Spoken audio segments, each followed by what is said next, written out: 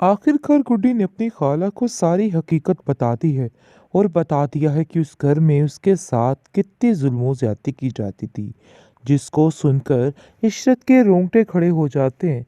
और वो कहती है कि आखिर कोई ऐसा भी कर सकता है। मुझे तो यकीन ही नहीं आ रहा। जिस पर आप देखेंगे कि गुड्डी उसको यकीन दिलाती है और कहती है कि मैं आपको कैसे बताऊं कि वो लोग मुझसे कितना बुरा सलूक करते थे। इशरत रोने लग जाती है उसको गले लगाकर और कहती है कि अगर मुझे ये सब कुछ पहले पता होता तो मैं सबसे लड़ झगड़ कर भी तुम्हें यहाँ पे ले आती। लेकिन वो ये नहीं जानती है कि यहाँ भी उसका रहना बिल्कुल मुश्किल है। जहांगीर सारा नाटक, सारा दिखावा कर रहा है। वो उसको एक पल के लिए भी यहाँ पे बर्दाश्त नहीं करेगा। लेकिन ये बात बेचारी को समझ नहीं आ रही। लेकिन गुड्डी कहीं ना कहीं महसूस कर रही है कि खाला के अलावा और कोई भी नहीं चाहता है कि वो यहाँ पे रहे। इसलिए बेचारी खामोश हो जाती है, क्योंकि उसके पास भी कोई रास्ता नहीं है। दूसरी तरफ आप देखेंगे कि बहुत ही गुस्से में आके वो शाजिया को कॉल करती है और कहती है कि शाजिया, आखिर तुमने क्या किया उस मासूम बच्ची के साथ। मुझे अगर वो ना बताती तो मुझे तो कभी पता ही ना चलता कि तुम क्या क्या करती रही हो। जिसको सुनकर वो कहती है कि अरे भाई, मैंने कुछ नहीं किया। ये सिला दिया आप लोगों ने इतने सालों की खिदमत का। मुझे यकीन था इस चीज़ का, इसलिए मैंने अभी फैसला करके इसको आपकी तरफ भेज दिया, क्योंकि मुझे पता था कि कोई भी सिला नहीं होगा मेरी किसी नेकी का। मैं तो पहले ही औरंगजेब को कहती थी कि देखो, यहाँ पे कुछ भी नहीं हासिल, यहाँ पे सब लोग ऐसे तमाशा ही बनाएंगे। लेकिन गुड्डी ने बहुत गलत किया है। इसका सारी ज़िंदगी साथ देती रही और इसने मेरे साथ ही ये सारा माजरा डाल दिया। आगे से आप देखेंगे कि शायद कहती है कि नहीं, वो मासूम बच्ची है और जो कुछ उसके दिल में था उसने बोल दिया है। बहरहाल, आप लोगों से मुझे बहुत ज़्यादा शिकवा है और बहुत गलत किया आप लोगों ने उसके साथ। अक्लमंदी इसी काम में है कि तुम्हें इशरत बाजी से फ़ोन पर रब्ता रखना होगा और उनसे मिलना जुलना रखना होगा। कहीं ऐसा ना हो कि हर सारे जो कुछ भी है जायदाद उसकी अकेली वारिस इशरत बाजी ही ना बन जाए, हमारे इससे कुछ ना आए। इसलिए मेरा तो दिल है कि बहुत जल्द उसको हम वापस ले आएं, ताकि सारा कुछ अच्छे तरीके से हो सके। जिसको सुनकर आप देखेंगे कि वो कहती है कि बात तो आपकी बिल्कुल ठीक है।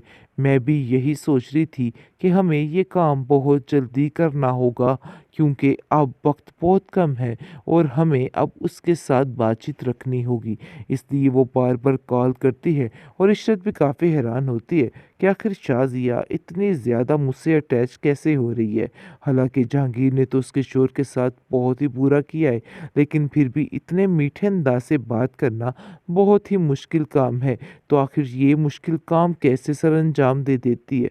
लेकिन आप देखेंगे जी, बहुत ज़्यादा परेशान हो चुका है औरंगज़ेब, क्योंकि वो जान चुका है कि उसका अब कोई भी हल नहीं है और कुछ ना कुछ तो ऐसा होगा जिसकी वजह से तमाशे लगेंगे। आए दिन कोई ना कोई ऐसी खबर आ जाती है जिसकी वजह से शाजिया दंग होकर रह जाती है, क्योंकि शाजिया की ज़िंदगी में सुकून नामी चीज़ ख़त्म हो चुकी है। उसने जो कुछ किया था बेचारी गुड्डी के लिए, वो आज सब कुछ उसके सामने खुद ही आ रहा है। इस बात को लेके वो काफ़ी ज़्यादा हैरान और परेशान है कि आखिर उसके साथ क्या हो गया, आखिर कब तक वो ऐसे रहेगी। कभी तो वो सोचती है कि गुड्डी को इस घर में वापस लाया जाए, और कभी वो सोचती है कि बस थोड़ा और इंतज़ार कर लिया जाए, क्योंकि वो भी समझ नहीं पा रही है कि आखिर उसको क्या करना चाहिए और क्या नहीं करना चाहिए। गुड्डी मैडम ने अपने जलवे यहाँ भी बिखेरने शुरू कर दिए हैं। जैसे ही वो अपनी खाला जान के घर आती है तो घर का माहौल उसको बहुत ही मज़े का और पुरसुकून लगता है। उसे ऐसा लगता है कि जैसे वो अपनी माँ के पास आ गई है और वो खुशी खुशी हर काम करने को तैयार हो जाती है। वो अपनी खाला से कहती है कि खाला जान, आप परेशान मत हो, ये सारा काम करना मेरे दाएं हाथ का काम है। जिस पर खाला उसकी हैरान होती है और मुस्कुराने लग जाती है। कहती है कि किस किस्म की बातें कर रही हो। देखो, ये काम तुम्हारे बस की बात नहीं है। आगे से वो कहती है, देख लीजिएगा, मैं ये काम चुटकियों में करके दिखाऊंगी। वो सारा घर, हर चीज़ मिनटों में साफ कर देती है अपनी उस ताकत की वजह से, जिसकी वजह से उसकी खाला काफ़ी हैरान होती है और कहती है कि आखिर गुड्डी, ये सब कुछ कैसे हुआ? मुझे तो हैरत हो रही है। आखिर कोई ऐसे भी कर सकता है? क्योंकि जबकि वो इस घर में आई है, काफ़ी चौंका देने वाली बातें करती है, जिसकी वजह से बहुत ज़्यादा हैरान हो चुकी है इशरत और सोचती है कि आखिर क्या वजह है? मुझे खुद को समझ नहीं आ रही है। जिस पर आप देखेंगे कि वो सोचती है कि इसको किसी डॉक्टर को चेक करवाया जाए, लेकिन उससे पहले वो इस बारे में शाज़िया से बात करती है और शाज़िया को कहती है कि मुझे ऐसा लगता है कि जैसे कोई ना कोई मसला ज़रूर है। शाज़िया जो है वो कहती है कि मैं खुद इस बात पर हक्की-बक्की रह जाती थी और काफ़ी ज़्यादा परेशान भी होती थी कि ऐसा ही है, आप बिल्कुल ठीक कह रही हैं। इससे कुछ इस तरह की बातें करती है कि बंदा खौफ ही खा जाता है।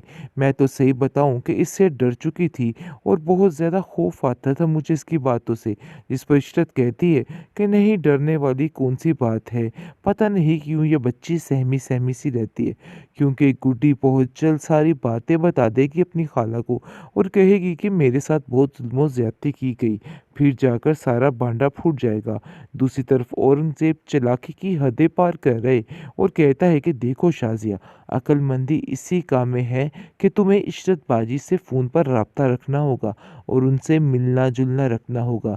कहीं ऐसा ना हो कि हर सारे जो कुछ भी है जायदाद, उसकी अकेली वारिस इशरत बाजी ही ना बन जाए। हमारे इससे कुछ ना आए।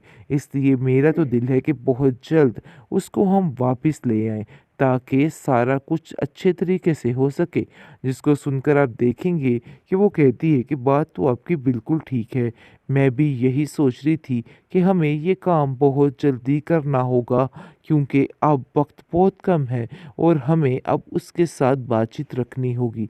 इसलिए वो बार-बार कॉल करती है और इशरत भी काफ़ी हैरान होती है कि आखिर शाज़िया इतनी ज़्यादा मुझसे अटैच कैसे हो रही है।